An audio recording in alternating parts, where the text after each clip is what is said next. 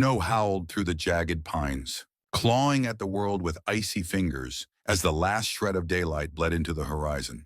Ethan Caldwell gripped the steering wheel of his battered Ford pickup, the engine growling like a wounded beast against the storm's fury.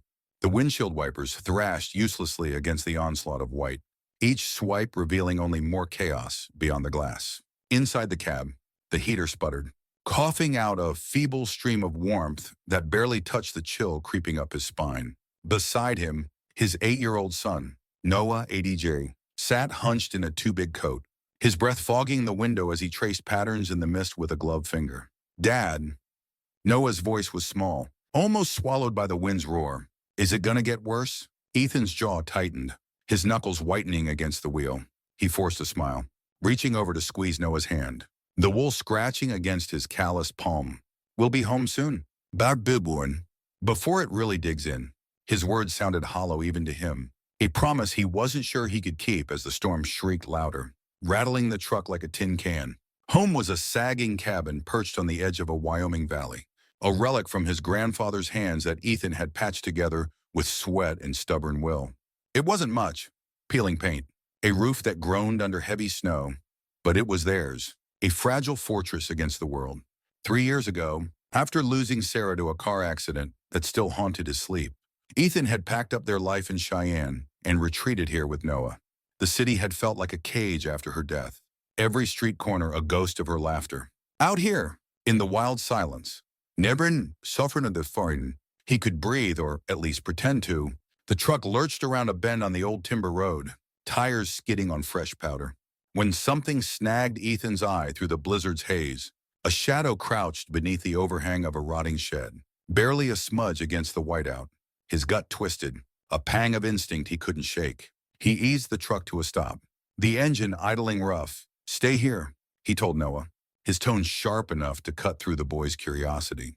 Noah nodded, wide-eyed, as Ethan shoved the door open, the wind slamming into him like a fist. He squinted into the storm, boots crunching through knee-deep snow as he approached the figure. It was a woman, frail and shivering, her frame swallowed by a tangle of mismatched coats and scarves. Her head was bowed, dark hair plastered wet against her face, as if she'd willed herself invisible. Ethan's breath caught, a mix of pity and unease churning in his chest. "Hey, what did was for Purin?" he called, voice rough but careful. "You okay?" She flinched, lifting her head just enough for their eyes to lock. Hers a piercing hazel, sharp and weary, like a cornered animal's. Her lips parted, then closed, a tremble running through her as she shook her head. Ethan hesitated, logic screaming at him to get back in the truck. He had Noah to think of, a half-empty pantry, and a storm that could bury them all. But those eyes, hollow, desperate, clawed at something deep inside him, a memory of Sarah's voice whispering, "You can't just walk away from someone who needs you." "So, look," he said, softer now, shoving his hands into his pockets against the cold. "This storm's gonna kill you out here. My place isn't far. Come with us."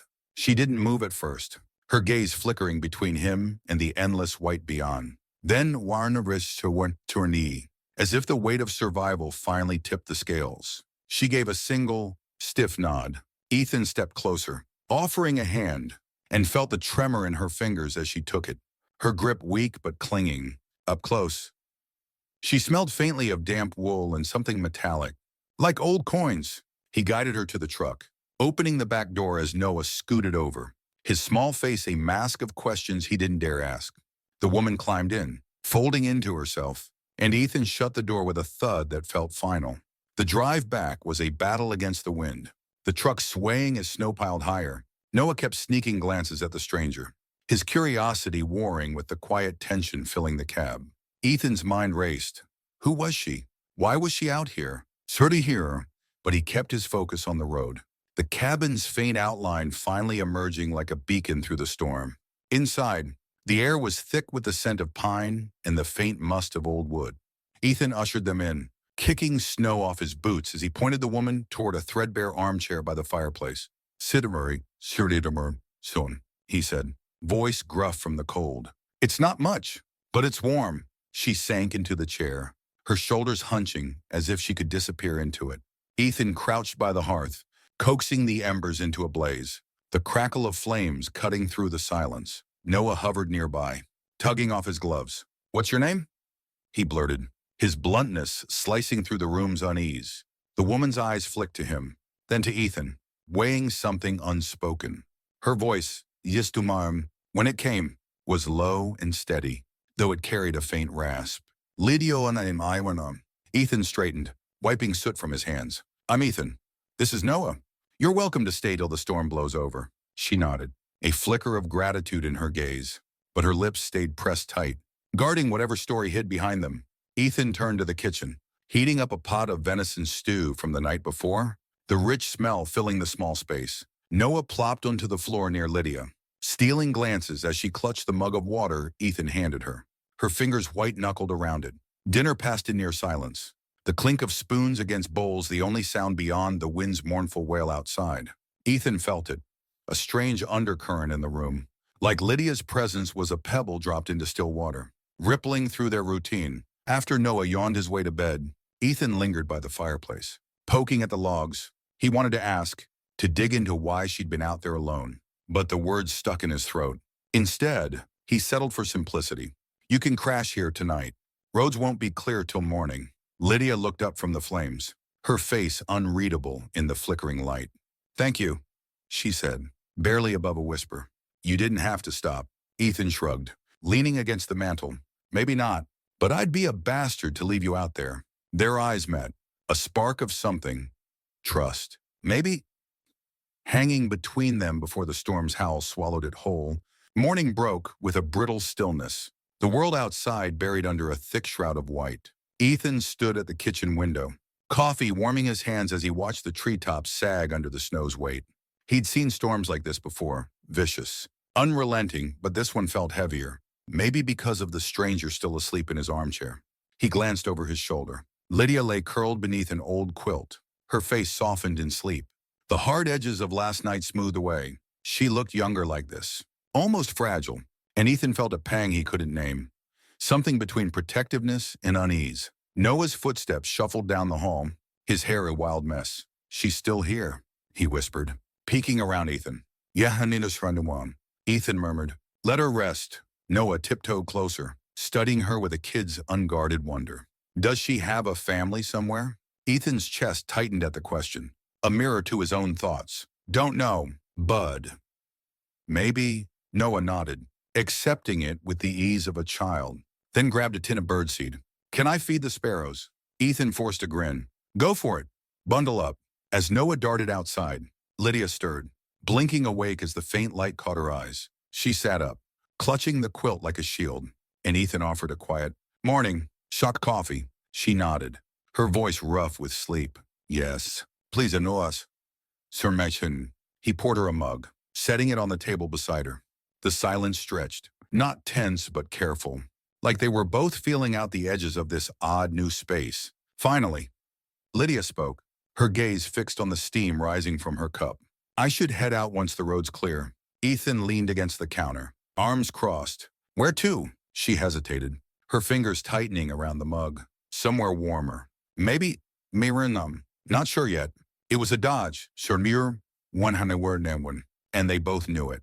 But Ethan didn't push. He'd worn that same guarded look too many times himself. "Roads'll be a mess another day," he said instead. "Stay till it's safe." Her eyes flicked up, a mix of relief and wariness swimming in them. "Thank you," she said, softer this time. "You and your kid, you didn't have to do this." Ethan shrugged, the corner of his mouth twitching. "You look like you needed it. That's enough." Yamun. That afternoon, after Noah finished his math workbook, he bolted outside to dig tunnels in the snow. Lydia sat by the window, watching him with a quiet intensity Ethan couldn't quite read.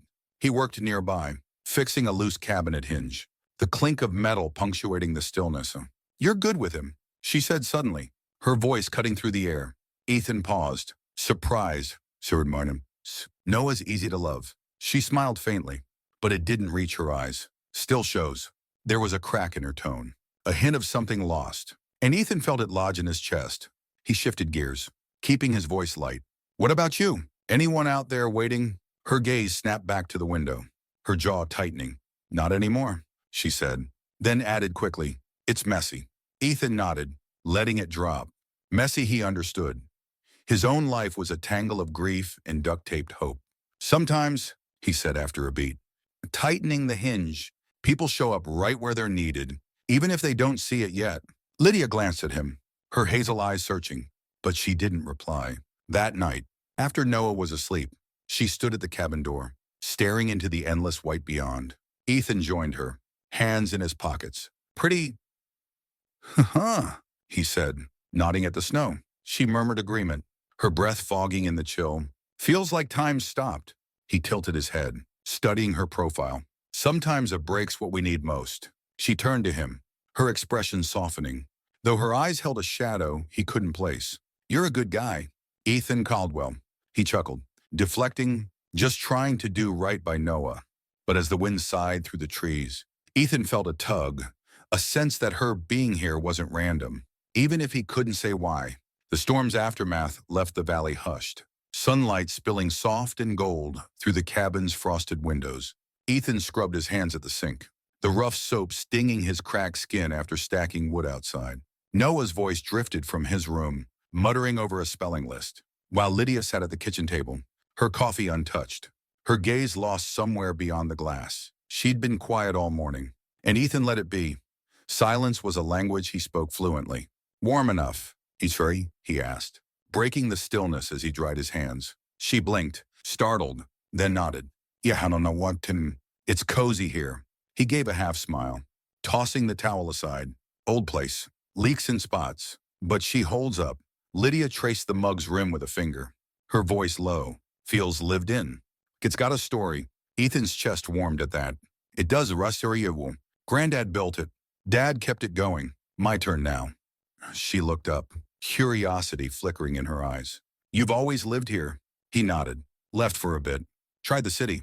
But after my wife, he trailed off. The ache of Sarah's name a familiar bruise. This was the only place that made sense. Lydia's gaze softened, searching his face. I'm sorry, she said, barely audible. Ethan dipped his head, the weight settling over him like dust. 3 years now. Iwanizra feels like forever some days. Yesterday, others, she didn't press. Just watched him with an understanding that felt too deep for a stranger. Her eyes drifted to the mantel, landing on a crooked photo frame. Ethan, Sarah Worm, Suriyibibwan, and a toddler Noah.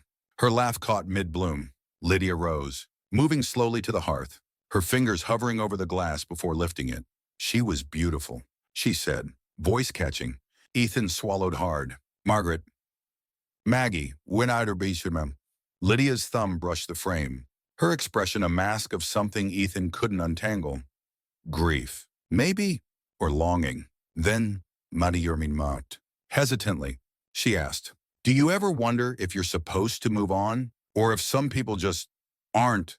Her words hung fragile, like ice about to crack, and Ethan felt them pierce straight through him. He studied her, sensing the question was more hers than his. Used to think moving on wasn't for me, he admitted, voice rough. But Noah, he's got a way of pulling me forward. Whether I'm ready or not. He paused, then added, maybe it's not about starting over. Maybe it's about holding on to what's worth keeping. Lydia's eyes flickered, a spark of something tender igniting before she set the frame down. Exhaling shakily, before she could reply, Noah burst in, waving a wooden birdhouse he'd cobbled together. Dad. I finished it. Ethan grinned, grateful for the interruption. Looks solid. Patasan, Nabida. Noah spun to Lydia, eyes bright. Want to paint it with me? She hesitated, then softened. Sure. That afternoon, the three of them sat at the table, brushes in hand. As Noah debated whether birds liked red or blue better, Ethan watched Lydia when she wasn't looking, how her shoulders eased, how her laugh came quicker around Noah. But every so often, her gaze flicked to the photo on the mantel, a shadow crossing her face. When Noah scampered off to test the birdhouse outside, Ethan wiped paint from his hands. You're good with him, he said, echoing her earlier words. She glanced up, startled. He's a good kid. Ethan nodded. Takes after his mom.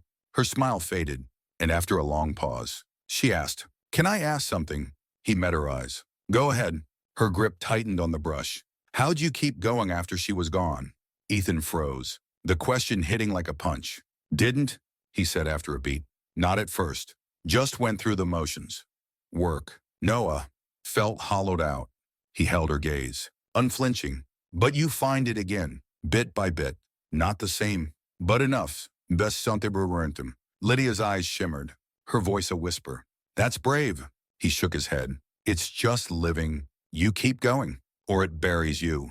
For a moment, they sat in a shared stillness, two souls bruised by their own battles. And Ethan felt something shift, small, fragile. Is this who's one? But real? By mid-morning, the sun punched through the clouds, glinting off the snow like shattered glass. Ethan stood on the porch, cursing under his breath at the splintered wreck of his fence. 20 feet collapsed under the storm's weight. A post snapped like a twig.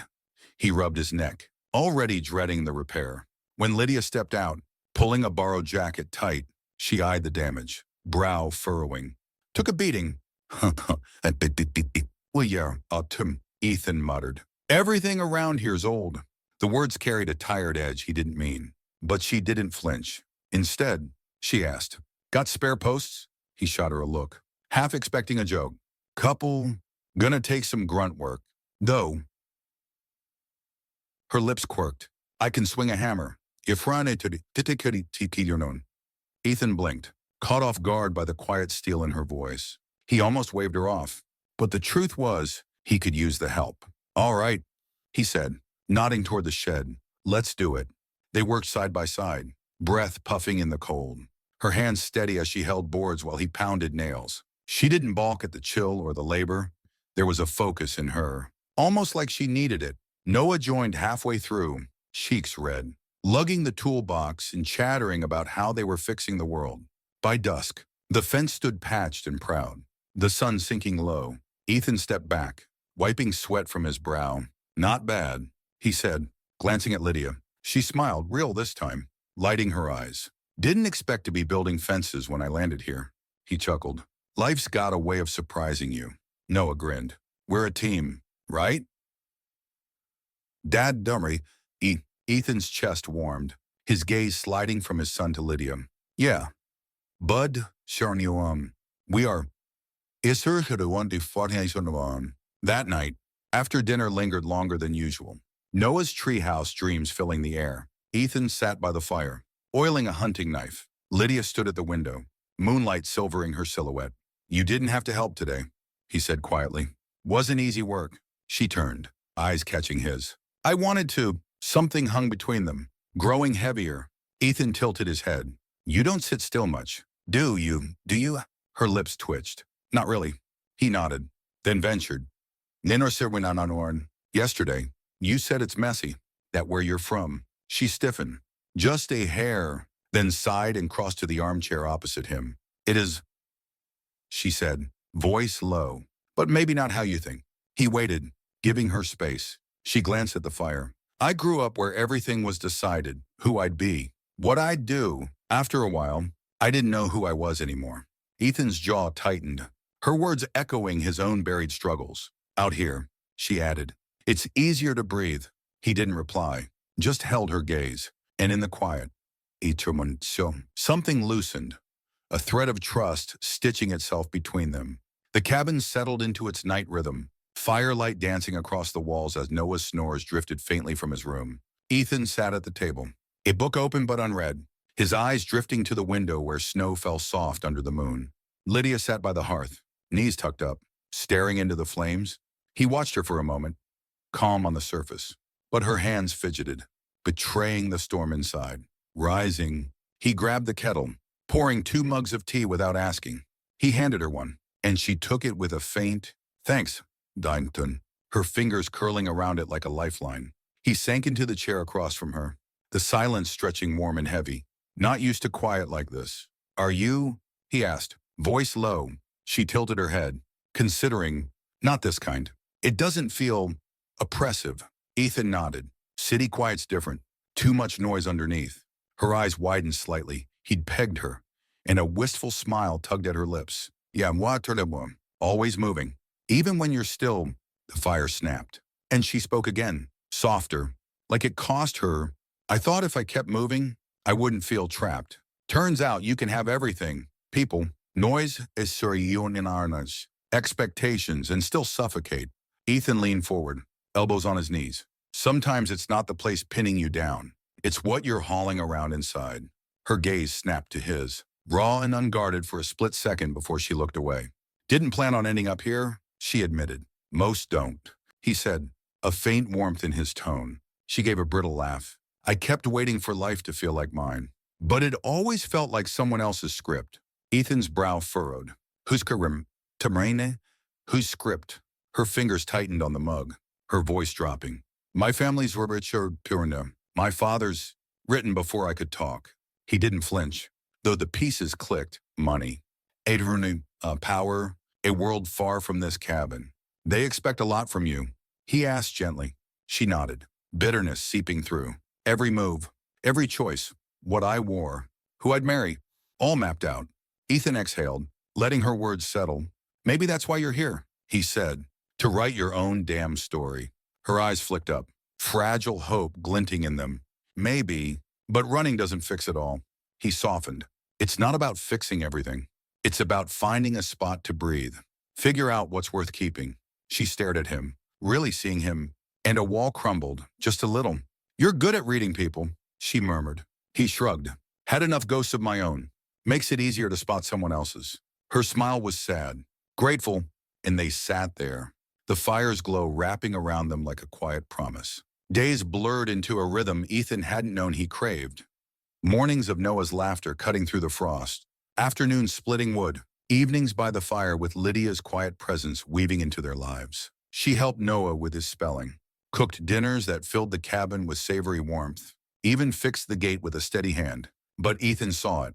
The tension coiled beneath her ease. A shadow she hadn't shaken. It broke loose on the third afternoon. Clouds thickening again. They'd been stacking firewood. Noah inside eating. When Ethan caught Lydia staring into the woods. Her stance rigid. What's eating you? He asked, wiping his brow. She shook her head quick, like shaking off a fly. Nothing. Just feels like something's always coming. He opened his mouth to reply when a low rumble cut through the air. A sleek black SUV rolling up the snowpacked drive. Ethan's gut clenched. Visitors didn't come unannounced. Not out here, and not in a car that screamed money. The vehicle stopped, and a man in a crisp coat stepped out. His polished shoes absurd against the rough terrain. His eyes landed on Lydia, and Ethan felt her go still beside him. Miss Hartwell, the man called, voice clipped but smooth. Ethan's stomach dropped. Lydia's hands balled into fists, but her face stayed blank. Sorry, Konati, she said, cool and flat. Wrong person, to consumer renowned merchant. The man's brow arched, unconvinced. Your family's been looking for you. Wyoming. They're worried. Her eyes flashed, fear, exhaustion. Ethan couldn't tell, but her voice sharpened. I'm fine. Tell them that. In my soul, sorry. The man lingered, then nodded once. Retreating to the SUV, it pulled away, leaving tire tracks like scars in the snow. Ethan waited until the sound faded. Want to tell me what that was? Lydia stood frozen, arms crossed tight, staring at the tracks. When she spoke, her voice was strained. They've been looking for me. He nodded slow. Family. Another nod. Sharp. He gave her space, then said, Ichsun. He called you Hartwell.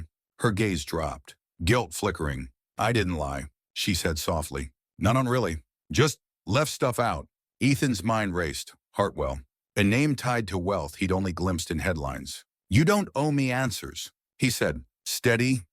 She looked up, surprised. But I'll hear 'em if you've got 'em. She swallowed, then let it spill. My dad runs Hartwell Investments. Big money. Bigger expectations. I was supposed to take over. Marry the right guy. Keep the machine running. Her laugh was hollow. I ran instead. Thought I'd find myself if I vanished long enough. Ethan took it in, her words heavy as the snow around them. That's a hell of a load, he said finally. She blinked, caught by his calm.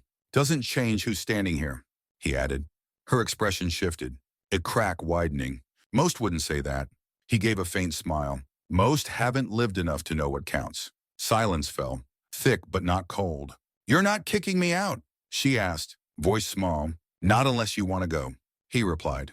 Her eyes softened, and for the first time, she looked like she might stay, not just in the cabin, but in the fight to claim her own life. The next morning dawned sharp and clear, a endless blue sky stretching over the snow-draped valley like a painter's fresh canvas. Ethan stood on the porch, breath clouding in the crisp air as he watched Noah barrel through the drifts, a bundle of energy wrapped in a puffy coat. The boy's laughter rang out, sharp and bright, as he scooped snow into a lopsided fort, his small hands red from the cold. Ethan's chest ached with a quiet pride. Noah had a way of finding joy in the smallest things, a resilience Ethan envied some days.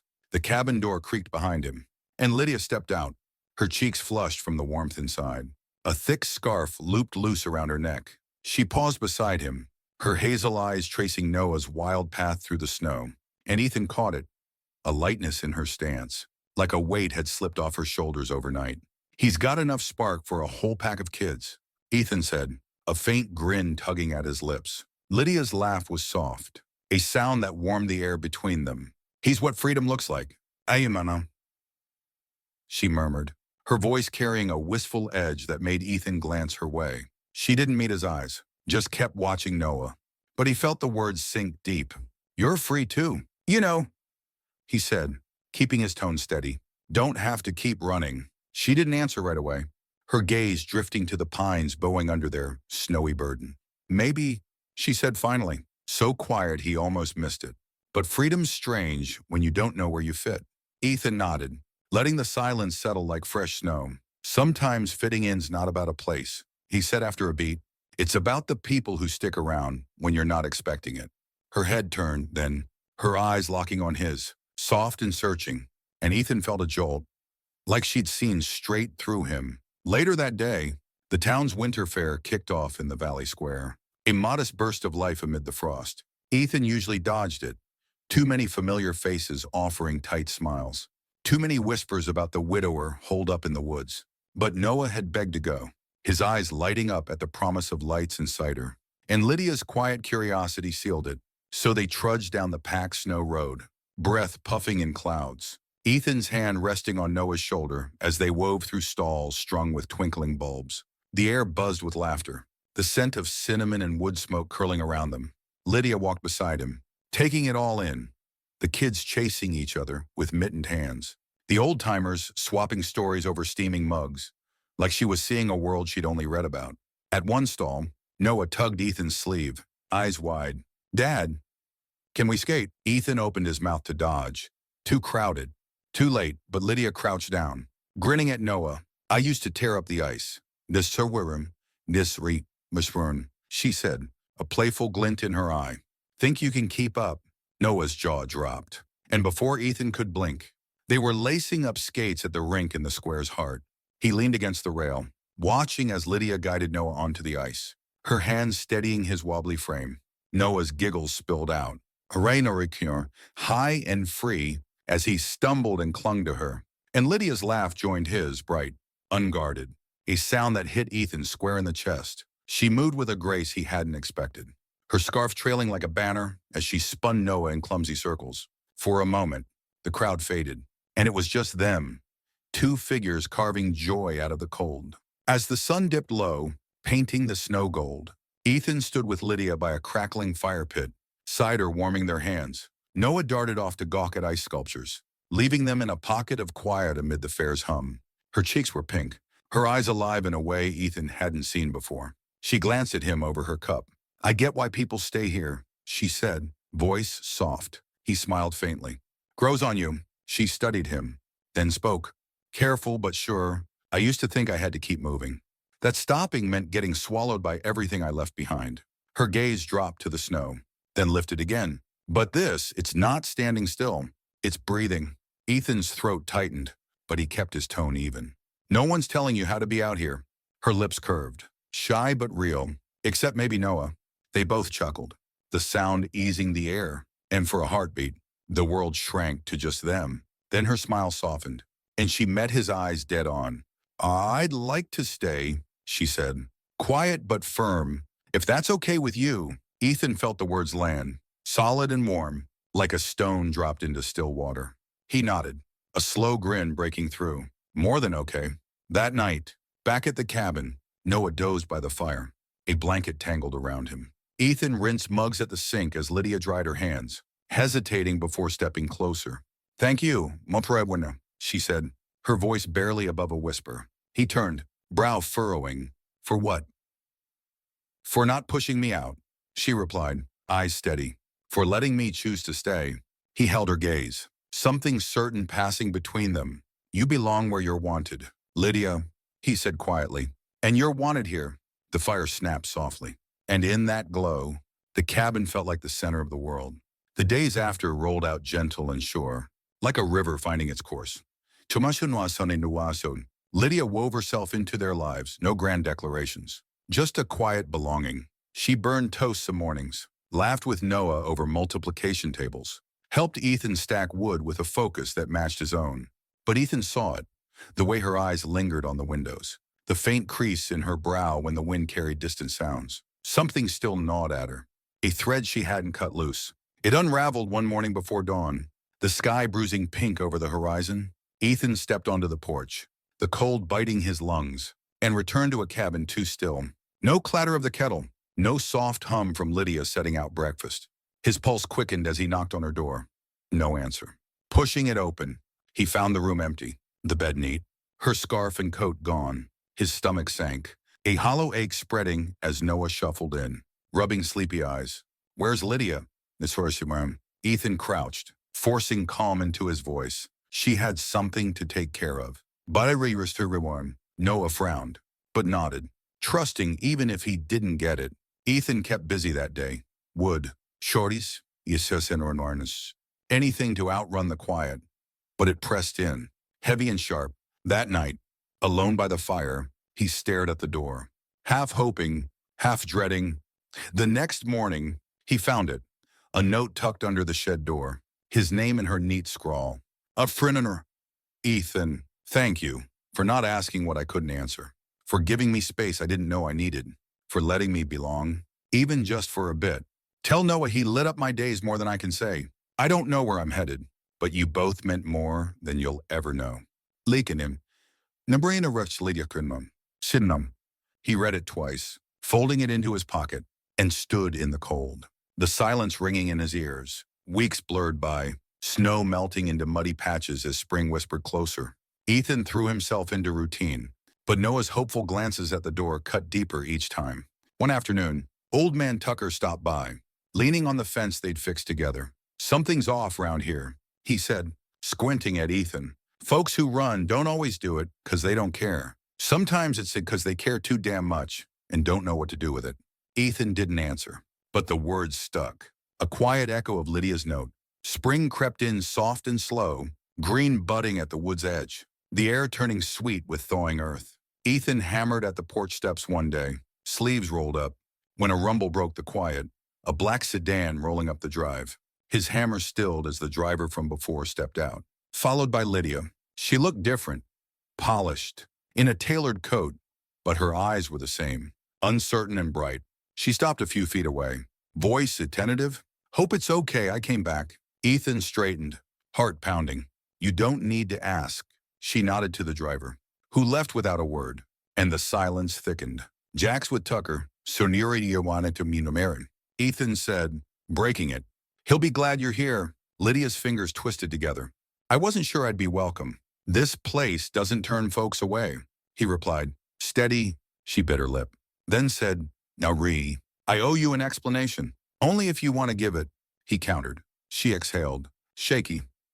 "When I left, it wasn't 'cause I didn't want this. I was scared I'd never fit." Her voice cracked. "My whole life, I knew how to be what people wanted. Perfect daughter, perfect heir. But here, you didn't want anything from me. And that scared me more than all of it."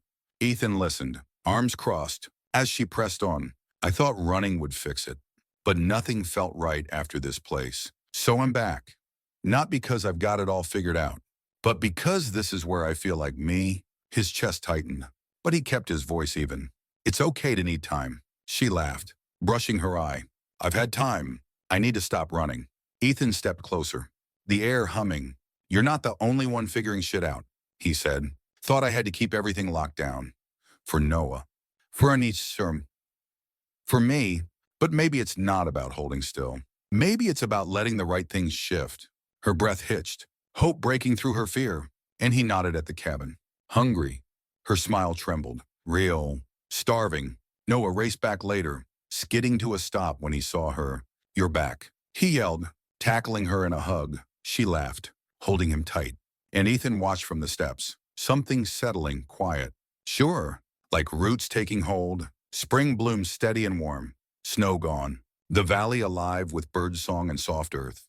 Lydia slipped back into their days, burnt toast and all, her presence a thread weaving tighter each day. One afternoon, she knelt beside Ethan in the garden, planting wildflower seeds Noah had begged for. She brushed dirt from her hands, voice low. "I've been meaning to say something." He looked up, waiting. "I came back because I was done with everyone else's rules," she said. "Steady now. Thought love was a deal, something set up for me. But here," her eyes flicked to the cabin. "To him, it's something you choose." She pulled out a wooden heart Noah had carved for her, holding it out. "I don't have much, just me. So I'm asking, can I stay?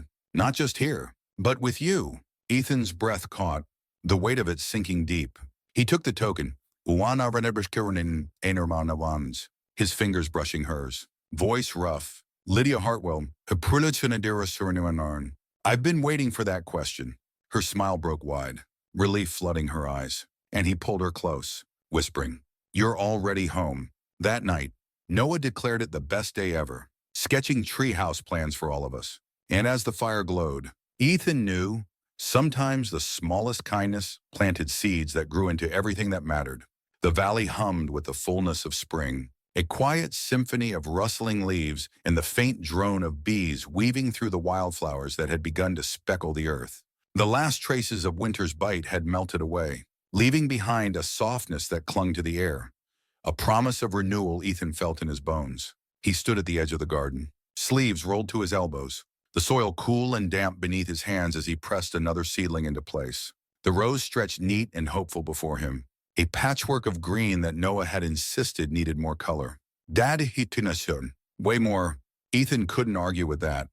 Not when the kid's grin lit up the yard like a second sun. Nearby, Lydia knelt in the dirt, her hair tucked under a faded bandana, her fingers deft as she coaxed a tiny sprout into its new home. She moved with a purpose Ethan had come to recognize, a steady rhythm that matched his own. And every so often, their eyes caught, a flicker of something unspoken but solid.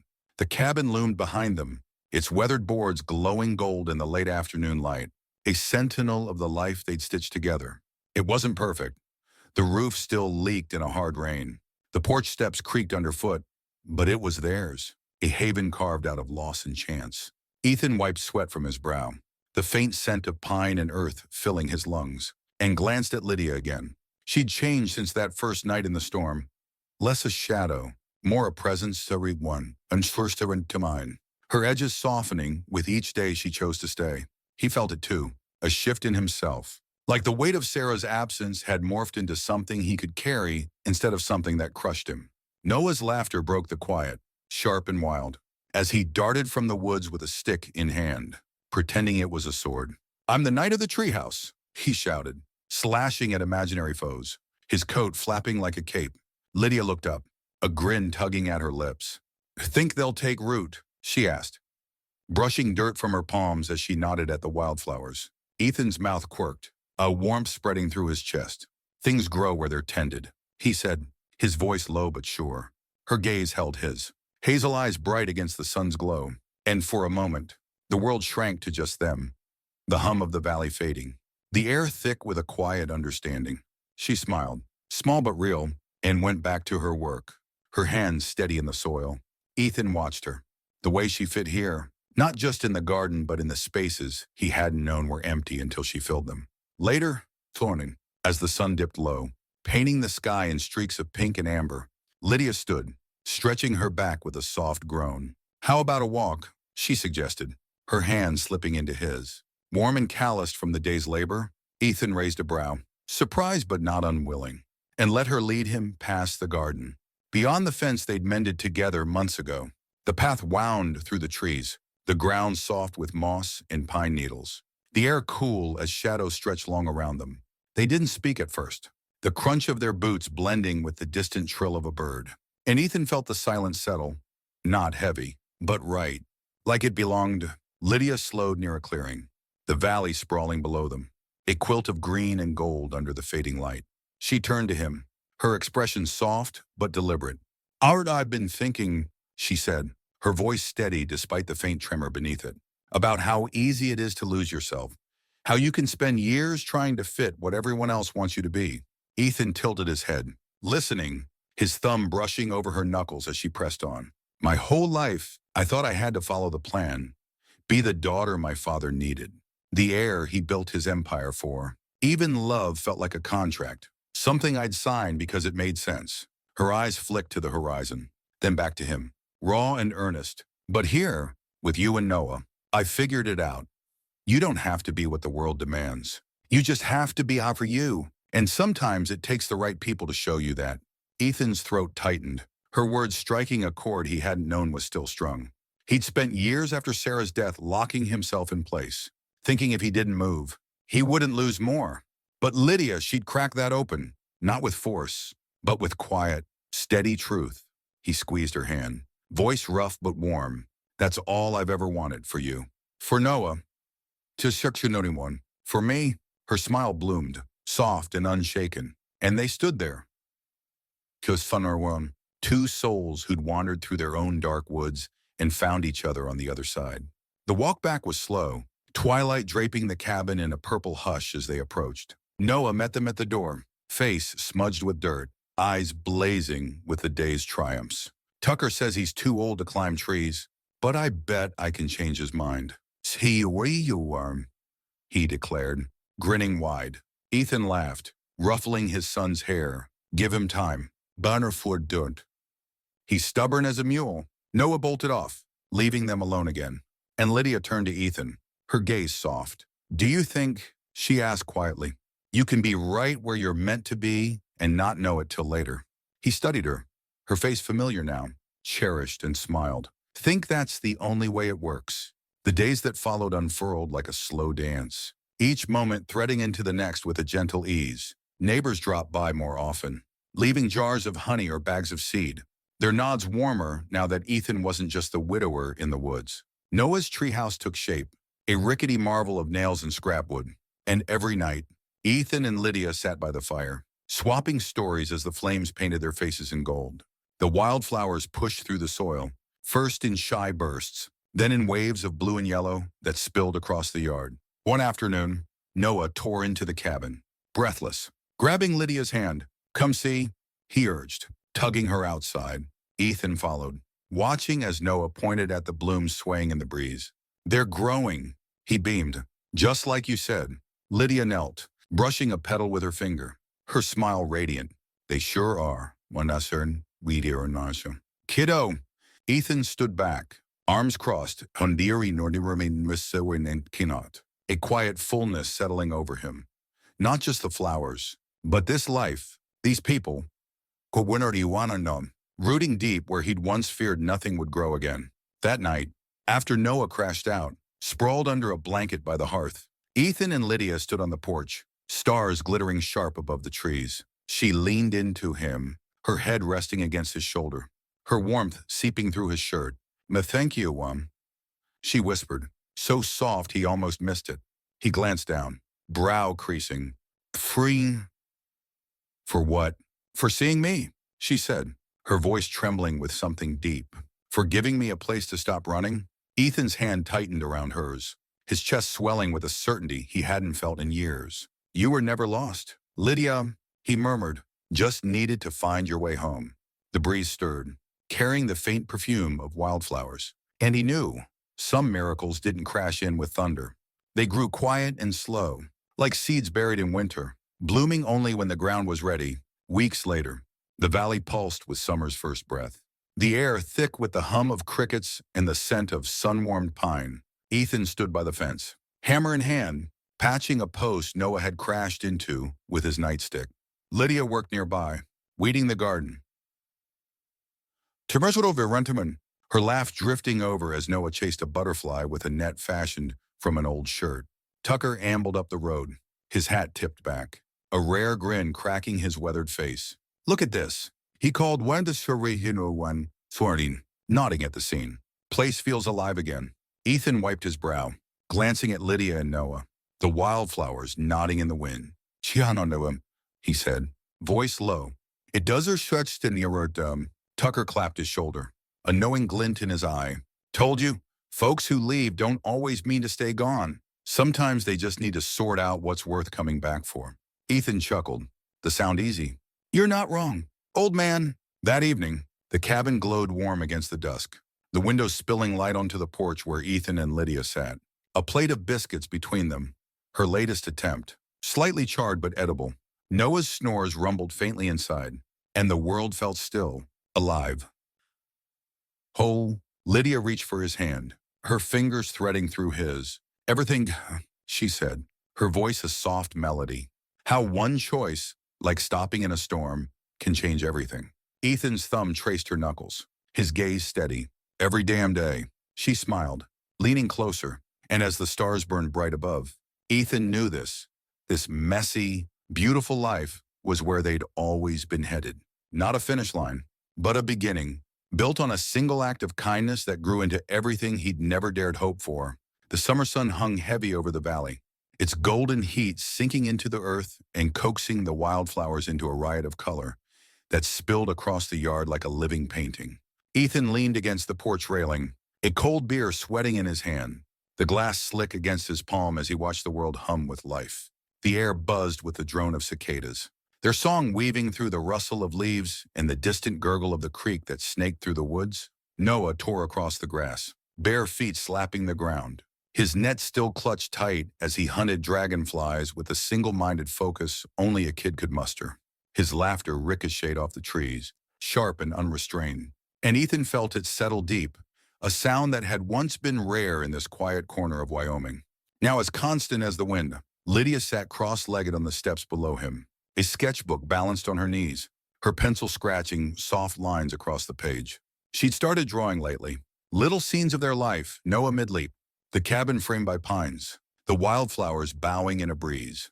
Ethan didn't say it out loud, but he loved watching her like this, lost in something that was hers, her brow furrowed in concentration, a strand of hair slipping free to brush her cheek. She'd tied it back with a scrap of cloth, but it never stayed put, and he found himself fighting the urge to tuck it behind her ear. The past months had smoothed her edges, her hands steadier, her smiles quicker.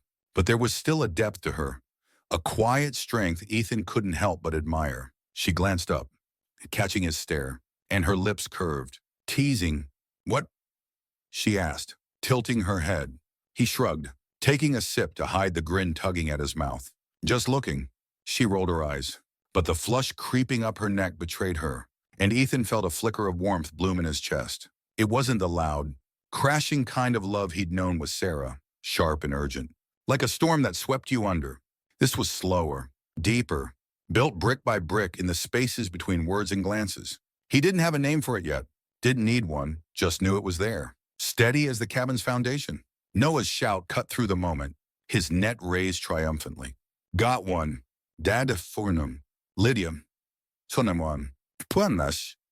Looky.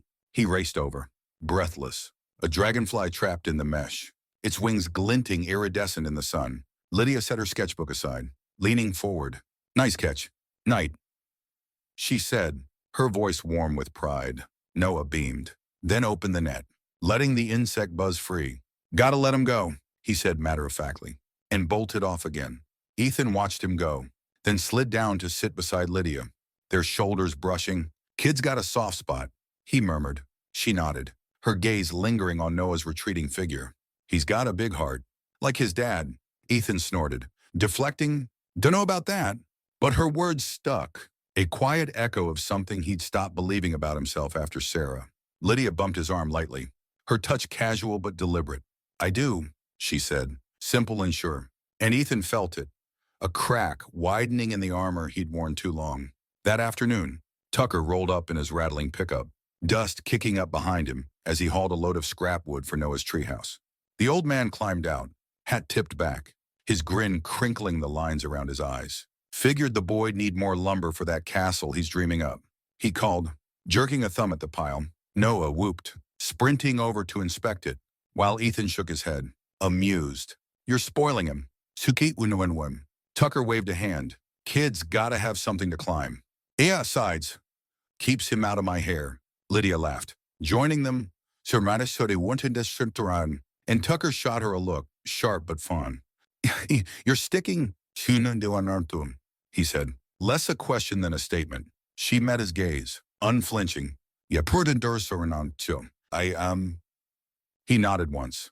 Niswarna de bonimon on approval glinting in his eyes, then turned to Ethan. Place suits you three. Feels right.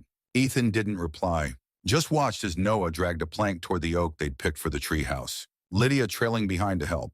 Tucker's words hung in the air, simple but heavy, and Ethan couldn't deny it. The cabin, the valley, this life did feel right. In a way he hadn't thought possible. Later, as the sun sank low, bathing the world in a warm orange haze, the three of them hammered nails into the treehouse's frame, Noah chattering about trap doors and secret hideouts. Lydia handed Ethan a nail, their fingers brushing, and he caught her eye.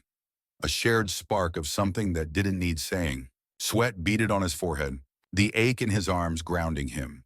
And for the first time in years, the future didn't feel like a shadow looming. It felt like this, dusty hands, Lara's sureness, Onera laughter, the clink of metal on wood. Night fell soft and warm, the stars punching through the velvet dark above the cabin.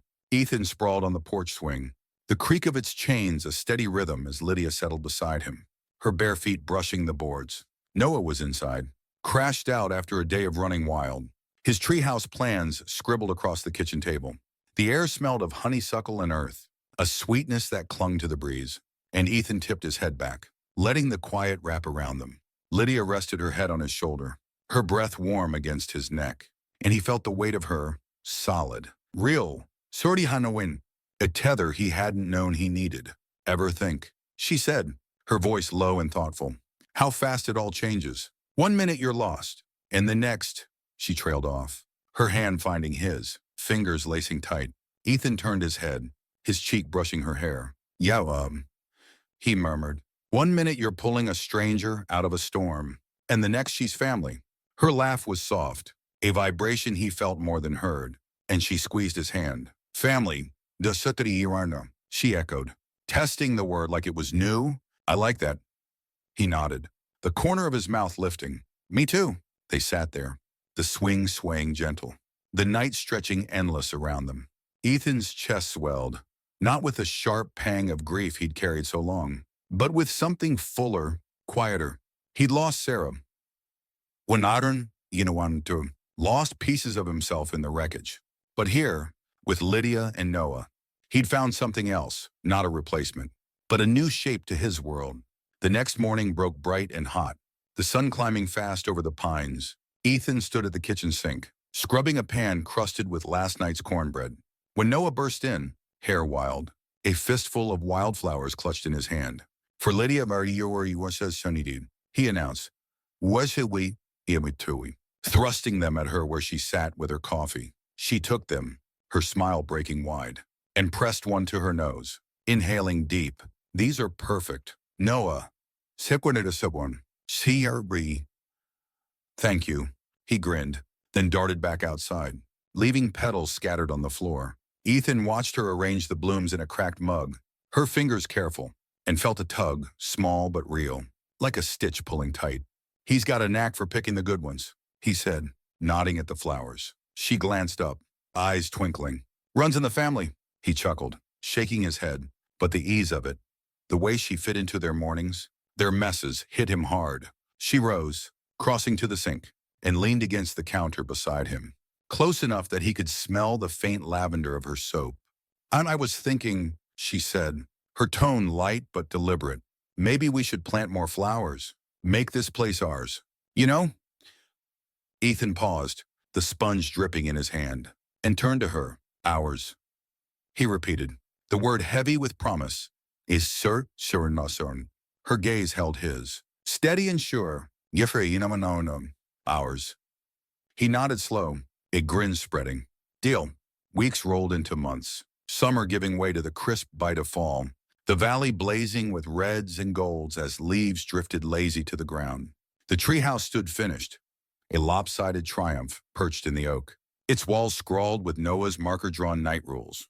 Ethan and Lydia tilled the garden again, planting bulbs that would sleep through winter and burst to life come spring. Noah raced between them, a whirlwind of energy, his chatter filling the air as the days shortened. One evening, as the first chill of October settled over the cabin, they sat by the fire. Noah sprawled on the rug with a book, his voice stumbling over words as he read aloud. Lydia curled against Ethan on the couch, her head on his chest, her breathing soft and even. He rested his chin on her hair, the crackle of the flames mingling with Noah's voice, and felt it. Home. Not just the cabin, but this moment. These people. She shifted, looking up at him, her eyes catching the firelight. I never thought I'd get here, she whispered, so quiet Noah wouldn't hear. Somewhere I could just be.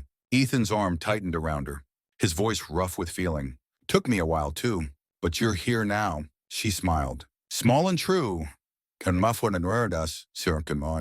nestled closer. Outside, the wind howled faint, but inside, the world was warm, steady, a whole, Ethan knew then, some paths twisted through loss and shadow, but they could still lead you somewhere good, somewhere you'd fight to keep. And this life with Lydia and Noah was worth every damn step. The valley slipped into winter's grasp with a quiet inevitability, the golden hues of fall fading as frost traced delicate patterns across the earth. Snow returned, soft at first, dusting the cabin's roof and blanketing the wildflower beds in a hush of white. Ethan stood at the kitchen window, breath fogging the glass, a mug of coffee warming his hands as he watched the flakes drift lazy and thick beyond the panes. The world outside was still, a frozen expanse stretching to the pines. But inside, the cabin pulsed with life, warm, messy, and unmistakably theirs. Noah's laughter spilled from the living room, high and wild, as he wrestled with a blanket fort, his small frame disappearing into a tangle of quilts and pillows. Lydia's voice followed, teasing but gentle, coaxing him out with promises of hot cocoa and the last of the ginger snaps she'd baked that morning. Ethan turned, leaning against the sink, and caught sight of her, Lydia, kneeling by the hearth, her hair loose and catching the firelight as she handed Noah a mug, her smile soft but bright. She'd tied an old apron around her waist, flour still smudged on her cheek from their haphazard baking session. And Ethan felt a pang, not sharp, but deep, a swell of something he hadn't named until now. She looked up, meeting his gaze across the room, and the air shifted, a thread of understanding tightening between them. Noah darted past, cocoa sloshing as he dove back into his fort, oblivious to the quiet moment anchoring his father and the woman who'd become his world. Careful one sona. One night, Turananam. Lydia called after him, her laugh filling the space. And Ethan couldn't help it, he grinned, the sound sinking into him like sunlight through frost. Later when he missed her show, as the snow thickened outside, they gathered by the fire. The cabin cocooned against the storm. Noah sprawled on the rug, his head propped on his hands. A book of knights and dragons opened before him, though his eyes drooped with the weight of the day. Lydia sat beside Ethan on the couch, her legs tucked beneath her, a quilt draped over her shoulders as she sketched absently in her notebook. The treehouse dusted with snow, Noah's fort rising like a castle in the glow. Ethan watched her, the scratch of her pencil a soft counterpoint to the fire's crackle, and felt the years of grief and solitude peel back, not gone but reshaped, a foundation for this unexpected life. He reached for her hand, his fingers rough against hers, and she paused, looking up with a question in her eyes. You okay? She murmured, her voice low so Noah wouldn't stir. He nodded, his thumb tracing her knuckles. Better than okay. Her smile tilted, tender and knowing, and she squeezed his hand back. The gesture small but heavy with everything they'd built. Noah's head dipped, his breathing evening out as sleep claimed him, and Ethan rose, scooping the boy up with a grunt. Time for bed. He whispered, carrying him to his room, the familiar weight grounding him. Lydia followed, tugging the quilt free from the fort to drape over Noah, her touch light as she brushed hair from his forehead. They lingered there, watching him settle, his small chest rising and falling, and Ethan felt it again, that fullness, a quiet certainty that this was where they were meant to be. Back by the fire, the cabin hushed save for the storm's muffled howl. Ethan pulled Lydia close, her head resting against his chest as they sank into the couch. The flames danced, casting shadows that flickered across the walls. And she sighed, a sound of contentment that vibrated through him.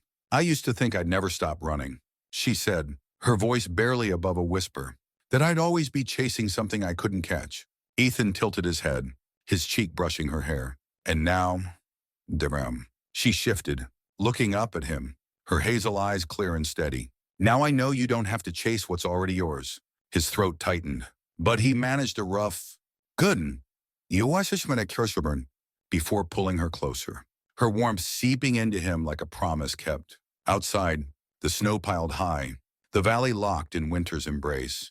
But inside, time seemed to pause, the world narrowing to the glow of the hearth and the weight of her against him. Ethan thought of that night, months ago now, when he'd stopped the truck in the blizzard, driven by a gut he couldn't explain, and pulled a stranger from the cold. He hadn't known then what she'd become, hadn't dared imagine this. A family forged not by blood, but by choice, by the stubborn will to hold on when everything else let go. Lydia's hand rested over his heart, her fingers tracing idle patterns, and he covered it with his own, feeling the steady beat beneath, a rhythm that matched hers, matched Nkwasama, Chornadawainsin, a song they'd written together. Spring would come again, thawing the ground, waking the wildflowers. But for now, Devery, winter held them close, a season to rest, to root deeper, if his stubbornian and matchard ornatun. Ethan pressed his lips to her forehead, a quiet vow, and she murmured his name. Soft and sure, the fire burned low, embers glowing red against the dark. And as the storm raged on, Ethan knew this wasn't just a shelter from the cold. It was home, built from a single act of kindness that had grown into a life he'd never thought to claim. Some stories ended with grand gestures, but theirs closed here, in the stillness, with the simple truth that they'd found each other. And that was enough. Under the vast, snow-laden sky, the cabin stood firm, a beacon of warmth and belonging. And Ethan Caldwell, once a man adrift, finally understood what it meant to stay.